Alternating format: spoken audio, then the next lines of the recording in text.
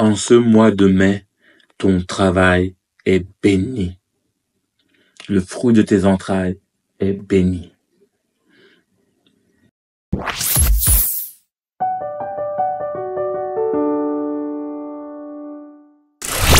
Bonjour mon ami, du jardin de la malédiction au jardin de l'abondance en Jésus-Christ.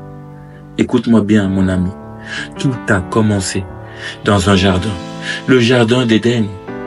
C'est là que l'homme a désobéi et c'est là que la malédiction est tombée.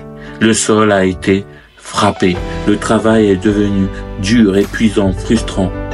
L'homme devait désormais gagner son pain à la sueur de son front, dans la douleur, dans la peur du monde. Genèse 3, versets 17 à 19. Le sol sera maudit à cause de toi. C'est à force de peine que tu tireras ta nourriture. À la sueur de ton visage, tu mangeras du pain.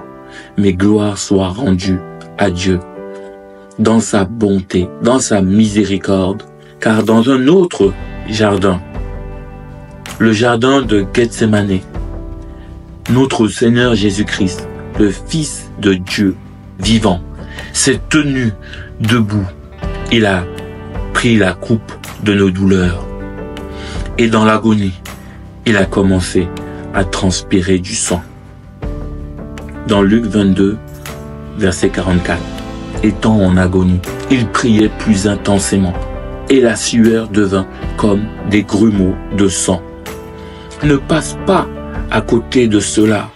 Là où Adam avait été maudit à cause de la sueur, Jésus a commencé à verser son sang à travers la sueur. Ce n'est pas une coïncidence. C'est une déclaration divine. C'est une bénédiction de Dieu. Le sang de Jésus est venu racheter ton travail. Fini le sol maudit. Fini le fruit qui ne vient pas. Fini les efforts sans résultat. Les factures qui s'empilent. L'impression d'avoir les poches trouées. Les mains vides malgré des longues heures de travail.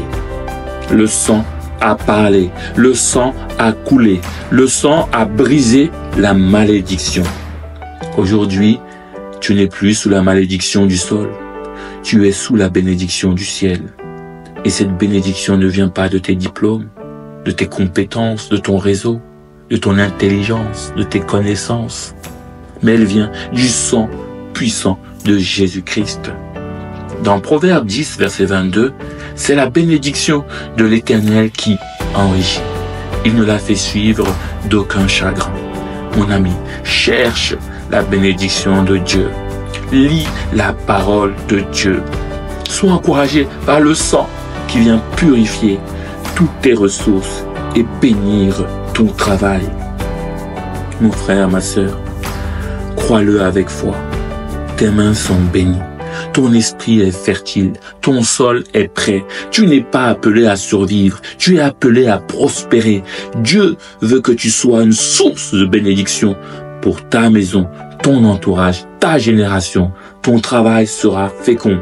Tes efforts porteront du fruit et tu ne manqueras de rien. Demeure béni